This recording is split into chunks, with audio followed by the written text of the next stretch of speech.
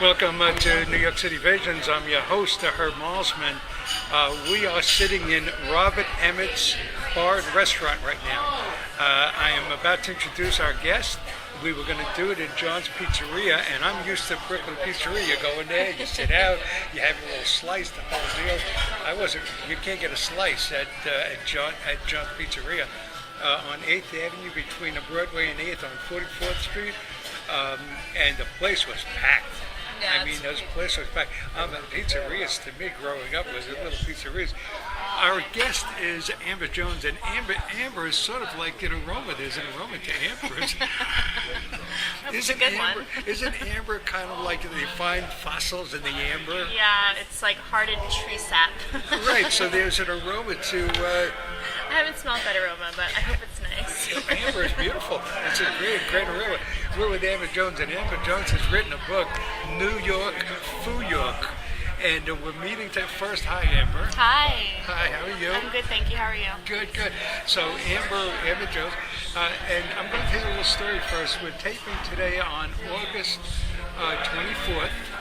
24th? Mm-hmm. 2011. Something happened in New York City yesterday that doesn't happen very often at all.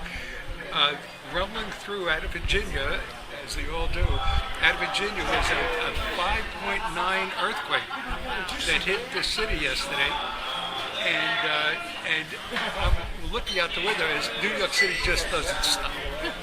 Everybody's back, and I'm looking at tourist buses, and I'm going, those folks came in to visit New York City, and what happens while they're there? An earthquake hits. And it must be a great event to take home with. Well, most people just thought it was the train, like the subway rumble underneath them. They never would think that it was an earthquake. Right. Now, do you have an earthquake story from yesterday too? I was just sitting at my desk, and my chair started to shake. And then I looked at my colleague, who seemed fine, and then it stopped, and then it started to shake again, and I just thought I was having like a dizzy spell or something. Right, and so that was so that's what happened. And so there any damage, Oh, no, not at all. No one even knew what happened. No one knew what happened. For me, I'm staying in Brooklyn for 3 months, and folks, if you listen to this program, I'm back in the house where I cat sat this past April, but the family is home, so I'm not cat sitting. But I was inside microwaving some chicken in the kitchen. And I guess it was around 157 maybe, 158, like that. And I did my microwave chicken. I was coming out, walking towards the living room and into my bedroom area. And my host, he's sitting there, he's standing there, his eyes wide open, and he's saying to me, "Herb, are you okay?" And I said, "Okay, about what?" He says, "The earthquake, we shook." Well, in the living room, the floor shook, and the CDs rattled, and things were like, and the couch was moving, and in the kitchen, there was nothing. That's crazy. Nothing. I mean, there was nothing. I was so surprised when I came out to the living room. He said, "We just had an earthquake." I said, "Earthquake? What are you talking about?" So now I was listening to a rock DJ on 104.3.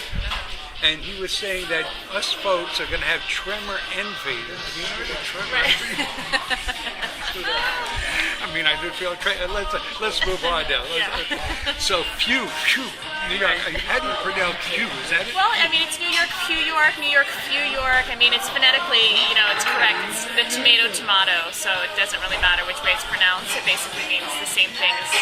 But isn't it when you wipe your brow, go phew?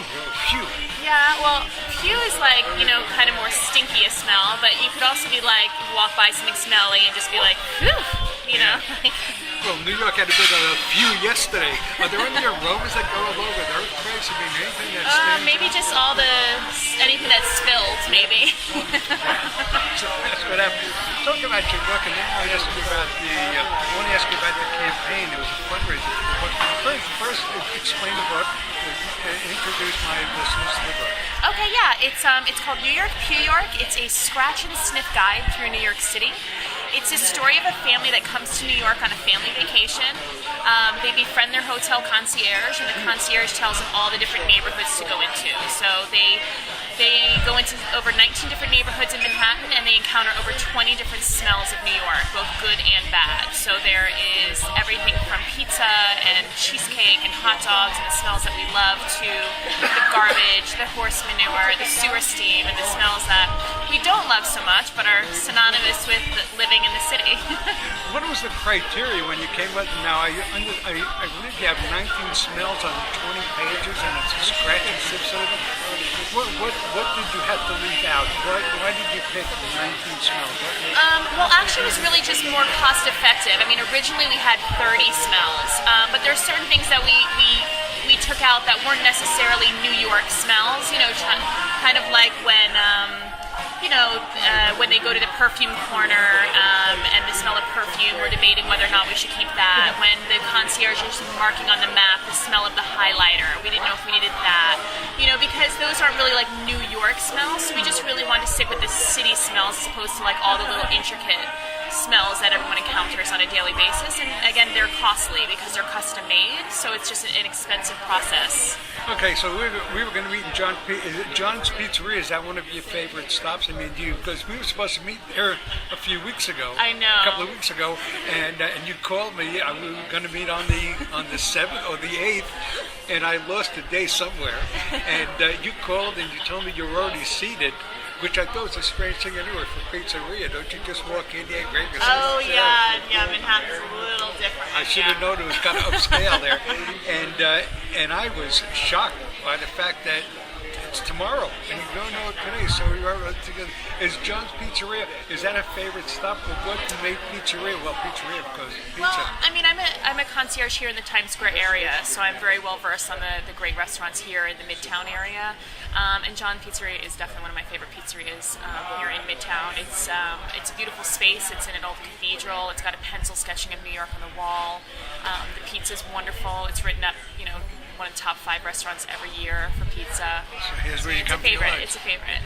How does scratch and sniff come about? I mean, what's the process, if it isn't a secret, what is the process putting that smell to the page and scratch? Run us through this and how it came about. Well, you already mentioned how it made you decide to do it, but what is the process in the scratch and smell? What's the technique? Well, the printing process is a little bit more detailed than a regular, print color illustrated book. The smells are actually encapsulated, have to be included within the ink. And there's a couple different processes for scratch and sniff, but the one that we went with is the small encapsulation. So every time you scratch, there's little, the little encapsulations pop to release the smell. And that's what you have. Yes. How long will the smell last? I mean, eventually, does the book it actually does. It does last for years. Really? Of course, depending on how much you scratch, I guess, or how long your fingernail is. I don't know. The most fun you can have scratching. Exactly. Yeah. Okay, so now you went out. Now, do you know so you know how it goes on there, but like the pizza smell, how does that? That's what I'm looking at. How does that? How do they match it? It's a chemist. It's a chemist that kind of matches the smells. It's this, same process of trying to get a jelly bean to taste exactly like lime or pineapple. So it's basically a chemist that kind of creates the ingredients necessary to make the proper encapsulations for it to smell like that. So you went to a scientist. You yourself personally went to a scientist? I'm a scientist. I'm just kidding. You're a scientist. Oh yeah, what do you? Well, it smells. Okay, so you went to the scientist, or whoever went to the scientist. Did you go to the scientist yourself? No, I didn't go to a scientist. I actually went through a print company that actually deals with a scratch and sniff company that basically, some of them have an inventory of smells, and then custom smells can be made. There's a lot of smells that are in an inventory typically, which is lavender and those kinds of things. Because there's so many catalogs now that if you wanted to, say, buy a candle, you can actually scratch and sniff the different candles before you actually make a purchase. So it's a really popular thing now, and it's definitely coming back because I think it wasn't available for a long time. So the guy opens a drawer, the woman opens it, whoever the scientist opens a drawer, and that's pizza, so you slap that on there. Right, exactly. He just goes and buys a pie and rubs it in the page. And Is that the way it is? I wish. Otherwise, I'd really make the book by myself. Wow. What sort of when did you decide to write this book, and why? And why did you? What did you already mention? Why? How this came to you to do this? I mean, was it something you wanted to do? Because everybody says, "I ought to write a book," but hardly anybody does. How did this? Was it a moment, an epiphany you had all of a sudden? Yeah, I was actually walking home with one of my friends. I just got out of work. It was very late, and I was smelling the pizza from the corner store, and I was like, oh, that pizza smells so good. And then right as I was saying that, I was stepping in horse manure. So my friend was like, watch out. So I realized I was stepping in horse manure. I went to the corner to make sure nothing was on my shoe, and I was engulfed in shish kebab smoke. And I was like, this city needs a scratch and sniff book. It is like every corner, every step, there's a new smell. So that's kind of how it came about, and then I just decided to write it. So you're passing the pizzeria, you stepped in horse manure, and you wound up in the midst of a misty shish kebab smoke, and that's how it came to you. That is correct. Yep. So I just started working on small, little, easy-to-read couplets because I wanted it to be a fun book for both adults and for children. I want it to be kind of more stylized, that it was more of a coffee table book and not just some quick flip-through children's book. Yeah.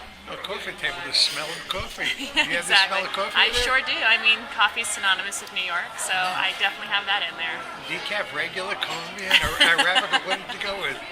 I definitely did kind of your classic cup of coffee. Classic cup Yeah. of coffee. Okay. Sort of there's some sort of a fundraising thing was happening. I've been following you on Facebook. You're on Facebook, Yeah. aren't we all? Thanks And for there calling. was you were raising money, and explain that and how that factors in. Because the printing was so expensive, a lot of publishing companies weren't necessarily interested in the process. Some of the publishing companies that were interested were, of course, they buy your rights from you, so they wanted to manipulate the book in many ways, like have their own illustrator, have only 8 smells instead of 20, wanted to have only good smells, not bad smells. And, this is just my small little project, and I really wanted to keep all the creative aspects that I had originally created for it. So I decided to go a non-traditional way and do the self-publishing route, which of course is still very expensive, but it kept me completely involved creatively. So I decided to go on this really great website called Kickstarter. Kickstarter is it's a website, and it's a platform for artists to get their projects funded. So it's definitely for any creative projects that people have. And you go on there and you submit it to them, they approve it, and then you go on for anywhere from 30 to 90 days to raise money for your project. They say that 30 days is the most is the way that most projects get funded successfully, within 30 days. So I decided, okay, I'm going to go for 30 days. I mean, $20,000 is a lot of money to ask for. Welcome to New York City Visions. I'm your host, Herb Malzman. We are sitting in Robert Emmett's Bar and Restaurant right now. I am about to introduce our guest. We were going to do it at Jones Pizzeria, and I'm used to Brooklyn Pizzeria. You go in there, you sit out, you have your little slice, the whole deal. You can't get a slice at Jones Pizzeria on 8th Avenue between Broadway and 8th on 44th Street, and the place was packed. Yeah, I mean, those places was packed. Pizzerias, to me, growing up, was little pizzerias. Our guest is Amber Jones, and Amber is sort of like an aroma. There's an aroma to Amber's. That's a good one. Isn't amber kind of like they find fossils in the amber? Yeah, it's like hardened tree sap. Right, so there's an aroma to... I haven't smelled that aroma, but I hope it's nice. Amber is beautiful. It's a great aroma. We're with Amber Jones, and Amber Jones has written a book, New York, Phew York. And we're meeting first. Hi, Amber. Hi. Hi, how are you? I'm good, thank you. How are you? Good.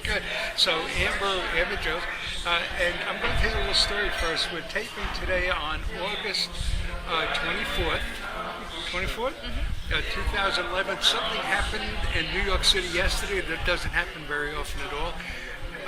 Rumbling through out of Virginia, as they all do, out of Virginia was a 5.9 earthquake that hit the city yesterday. And I'm looking out the window as New York City just doesn't stop. Everybody's back, and I'm looking at tourist buses, and I'm going, those folks came in to visit New York City, and what happens while they're there? An earthquake hits. And it must be a great event to take home with. Well, most people just thought it was the train, like the subway rumble underneath them. They never would think that it was a earthquake. Right, now, do you have an earthquake story from yesterday too? Oh, I was just sitting at my desk, and my chair started to shake. And then I looked at my colleague who seemed fine, and then it stopped, and then it started to shake again, and I just thought I was having like a dizzy spell or something. Right, and so that was so that's what happened. And so there any damage, any